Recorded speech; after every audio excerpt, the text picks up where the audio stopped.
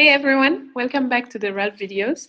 At Ralph, we have advised over 150 candidates on how to negotiate job offers, and we brought them back more than $5 million through these offer negotiations. Welcome. Yeah, I think a lot of students, especially, don't know that when you're getting your first job, the offer negotiation actually begins before you even begin interviewing, when you apply. Yes, companies will almost always try to get your salary expectations first before you even interview. And they will usually ask this in the job application or via email, or a recruiter will ask you directly in an initial phone call. And if you are a university grad, bachelor's, master's, PhD, it's never to your advantage to share first.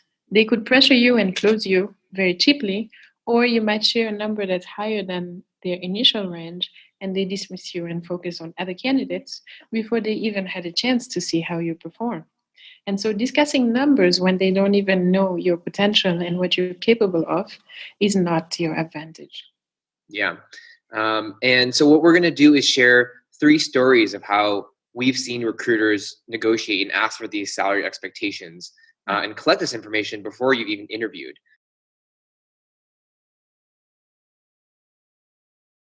Hey, Fatih, how are you? I'm good. How are you, Brian?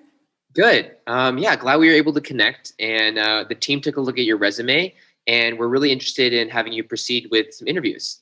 Oh, that's great news. I am excited and ready. Yeah, yeah. So there's just a couple pieces of information I need on my end before we can proceed with connecting you with the team. Can you give Mhm. me a sense for what type of salary range you're looking for? Oh, I thought you were going to guide me through the next set of interviews, but I'm not really sure. I hope it's okay to rediscuss this later. Yeah, so you can actually tell me. I'm on your side here in this process, and I'm really just trying to help you and be your advocate through the interview process.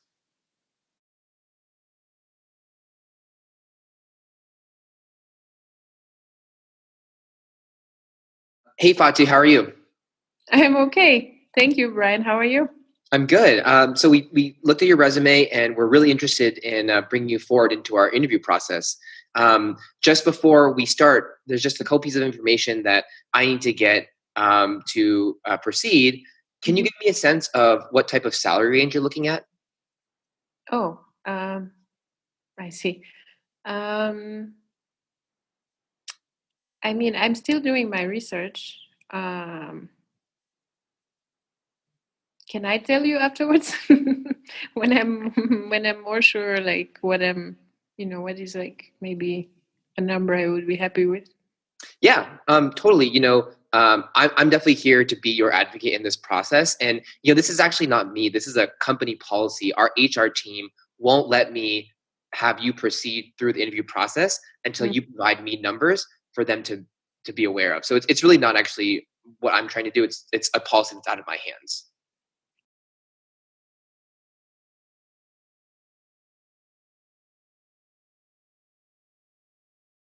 Hey, Fatu, how are you?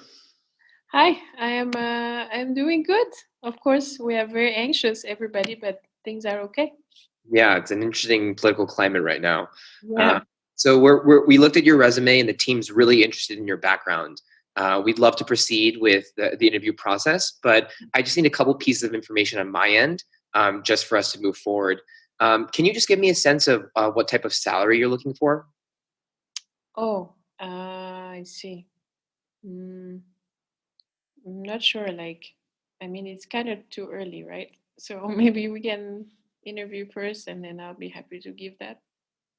Yeah, I just want to make sure we're in the same ballpark here, and that we're kind of aligned in this process, so that there isn't any confusion at the very end of it.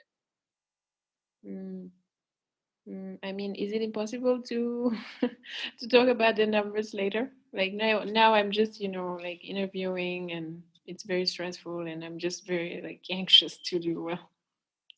Yeah, unfortunately, that's not how we do things here. I'm really excited by your background. I think you're a stellar candidate, but I'm going to have to focus on other candidates in our process if you can't give me some information first. So Fatu, like, can you just explain a little bit like what is going on in the candidate's mind typically? Yeah. So I'm sure you noticed like how nervous I was. So at first, the recruiter asked me in the first conversation, and I wasn't sure. I was caught by surprise.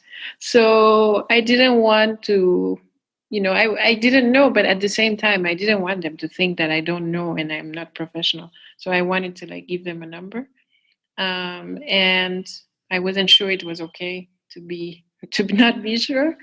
And then I think I was like very scared and confused in the third conversation. Um, I just felt like they were very aggressive, but I also felt like maybe if I didn't do it, something bad might happen that I may not continue.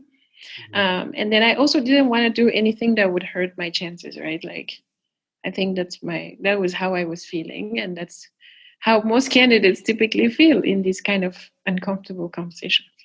Yeah. Yeah. And like on the recruiter's mindset here, like I'm asking you this question basically because I'm trying to qualify you. I'm trying to figure out like how likely am I going to be able to close you relative to actually all the other candidates that are interviewing. Like recruiters are always interviewing multiple people at the same time. And it's should I focus on you versus focus on other candidates I'm recruiting for. And it really breaks down into like basically pressuring you in one of these three ways, right? It's acting like I'm on your side and I'm here to help you. Two, deflecting to a third party and saying, look, this is like an HR thing, it's not me. And then third, if they're being really aggressive, there's some sort of threat, right? And threatening of your candidacy. Yeah, that was like really tough. That made me really uncomfortable. Even as me, like Fatu, the co-founder of Ralph, like it's just the emotional, like it's so emotional, right? Yeah, yeah. Yeah, and so I mean, I think like one story for me that really comes to mind in this kind of salary expectation phase is we had a candidate who had got an offer at Disney for a software engineering role, or sorry, was interviewing for a software engineering role, and this is after the initial phone screen. The recruiter calls and says, "Hey, we'd like to move to next steps, but there's a max salary of $110,000, and we need you to agree to this before proceeding." And this client was obviously like really taken aback, pretty torn because it's like I don't want to agree to a compensation right now, but I also want to be able to interview further, right? And wasn't sure what to do. Ultimately, we advised him just to walk away because at that point, if you've only done a phone screen, you're not that deep into it either, and this company's literally treating you like an asset, right? And so our client said, "Hey, look, I don't want to agree to compensation right now when I don't have an understanding of what the role involves and the value I can create, and so I can't agree to that." And then the recruiter backtracked and said, "Oh, actually, we can actually proceed with your interview. We can talk about the compensation later." Mm, mm. So Fatu, what do we recommend when it comes to dealing with this salary expectation question? Yeah, it's basically I'll break it down into five cards that you can use in this order, right? First one is deferred. Say, can we talk about this later? Right now, I'm really focused on my interviews, right? Second one is the saying that you're still doing your research, right? You're building your understanding of what is fair market value. That's the next thing you can use, right? If they are still pushing. And then the third thing you can use is asking the company to give you numbers, right? Ask them what is the range of your compensation here for this role, right? And then if they are still pushing after that, you go to the fourth one where maybe the recruiter told you, oh, we don't share that information. Then you ask them, what do you think? You, the recruiter, right? You are the You're experienced on my person. side, right? Yeah. Right? Yeah, exactly. You're on my side. You have done this so many times. What do you think is a fair market value? And then if they still don't give you numbers, then say, okay, I will take some time to think about this and get back to you outside of the phone call. So you don't have to give a number right there. And then when you are getting back to them, you'll share a large range with numbers that are proper for yourself. And the large range is basically a non answer, right? Is to keep it vague. Mhm. Yeah, it's worth emphasizing this point that, sometimes you may get back into a corner and need to give numbers.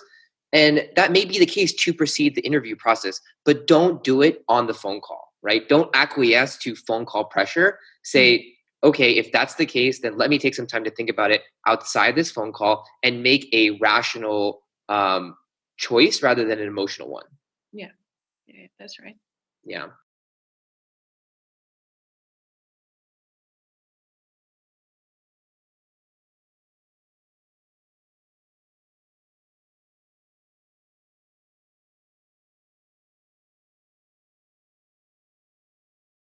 Cool. So what we're going to do now is how to successfully deal with this situation and bring in examples of what our clients have done and said to kind of navigate this first negotiation situation. Mhm. Hey Fatu, how are you? Very good, Brian. Thank you. How are you? Good, good. Yeah, it's really good to hear back from you. Glad we were able to connect. The team took a look at your resume, and we think your background's very intriguing. Oh, Love to proceed with starting the interview process. And just before we can do that, I just need a couple pieces of information on my end. Can you give me a sense for what type of salary you're looking for? oh. I thought you were going to I thought you were going to explain the interview process. I'll Uh, talk about that a little bit later, but these are just some information, some organizational things. oh, I see. I'm not really sure what to say. What do you want me to say?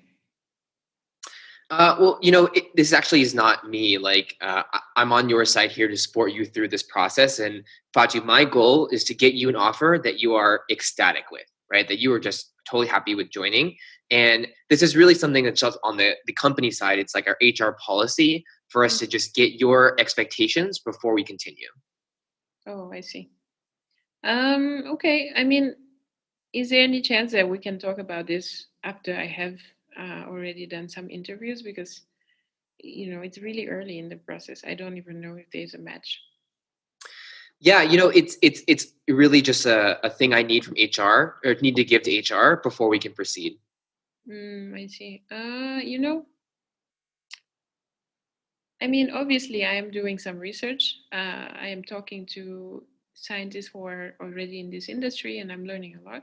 But I don't think I have yet a good understanding of the market. So right now, I just don't know what I would tell you. But maybe when I have more information, I will be happy to share. Okay. Yeah, I mean, if we can just get some kind of number right now, just so we can, again, I'm really excited to put your candidacy through, just so I can kind of jot it down. I see. Let me think about it. Mm, I'm not sure. Like, maybe it would help me if you could tell me what the compensation range is, and then maybe I can give you a number based on that. What our ranges do we compensate with? Yeah. Yeah, unfortunately, that's just like we're not allowed. I'm not allowed to share that information.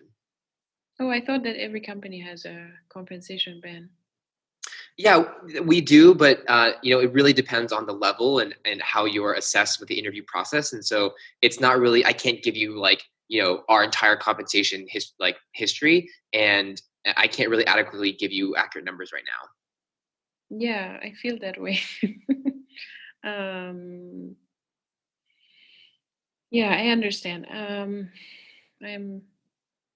I'm not feeling very comfortable about this. And Brian, you've been very supportive so far. So I want to tell you that I'm not refusing to give you a number because of just refusing, right? It's because I have interviewed before with some companies, and the recruiters did ask me to give them a number, and when I did, there was a company where the recruiter just told me, okay, we're moving on to other candidates, and when I asked why, they told me, well, you gave this range that's not in line with what we have.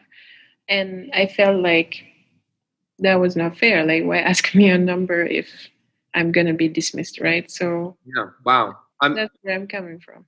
Yeah, I'm sorry. Actually, I didn't know that. And I definitely want you to have a positive experience through this. And so, it's not.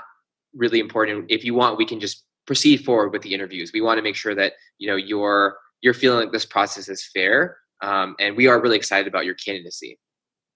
Thank you. Yeah, I am very excited. I came into this call I very apologize excited. for that type of scenario. I really was, we really just were trying to make sure we're in the same ballpark. But we can definitely proceed with the interviews. Okay, thank you. I prefer that. Thank you very much. I want to say that, this is, there are different types of recruiters, right? They are the ones that will play nice. And as you saw, they are still trying to get that information out of you. They are the ones that are a little bit more aggressive, like how Brian was towards the end of the call. In all of, no matter which type of recruiter that you happen to have, it's just very important to use these different tools you have, right?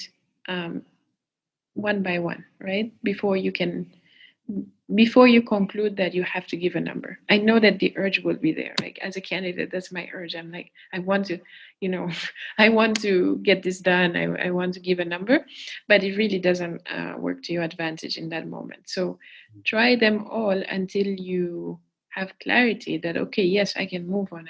This is not a must, right? That's, I think, the important thing to get to. Mhm. And yep,